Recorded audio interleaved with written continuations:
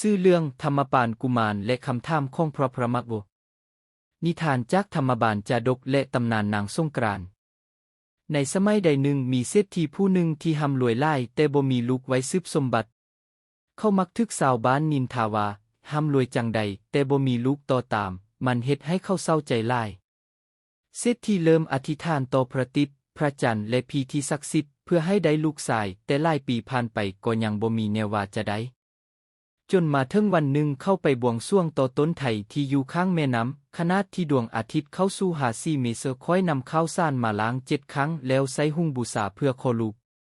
พวกลูกคเทวดาจึงไปหาพระอินทร์และพระอินทร์ก็มีใจบุญประทานลูกที่แม่นเทพบุตรมาให้เกิดเด็กน้อยคนนั้นชื่อธรรมปานกุมารที่เป็นเด็กมีปัญญาเขาสามารถเข้าใจภาษานกและเรียนพระไตรปิฎกจนจบตั้งแต่อายุเพียง7 ปีมื้อหนึ่งพระพรหมเท้ากบินได้อยากทดสอบปัญญาเลยตั้งคำถาม3 ข้อ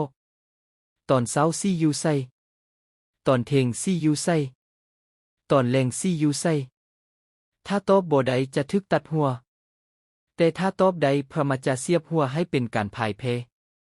ธรรมปานกุมารขอเวลาคิด7 มื้อจนถึงคืนที่6ลาวไปนอนอยู่ใต้ต้นตาลใหญ่ด้วยความเศร้าใจแต่แล้วลาวได้ยินนกอินทรีผัวเมียคู่หนึ่งคุยกันนางนกถามว่า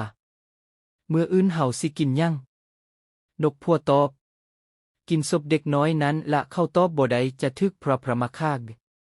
แล้วนกพัวก็อีกคำตอบเช้าซี่อยู่ที่ใบหน้า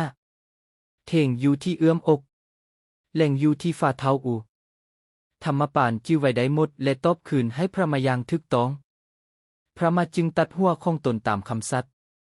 แต่มีปัญหาถ้าหัวของพระมาตกถึงดินลกจะไหม้ถ้าลอยในอากาศฝนจะแห้งถ้าตกลงทะเลน้ำจะแห้งหมดพระมาจึงให้ทาง7 ธิดานางสงกรานต์พกประเบนกันไปนำทาสหัวพอทุกปีนางสงกรานต์ทาง7 นางมีนามและพาหนะต่างกัน1 วันอาทิตย์นางเพงซี่ขี้ซิ่ง2 วันจันทร์นางมโนราขี้หง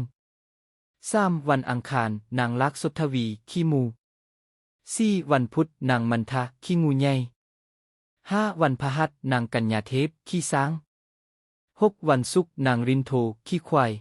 7 วันเสาร์นางสามาเทวีขี้ไก่ฟ้าข้อคิดจากนิทาน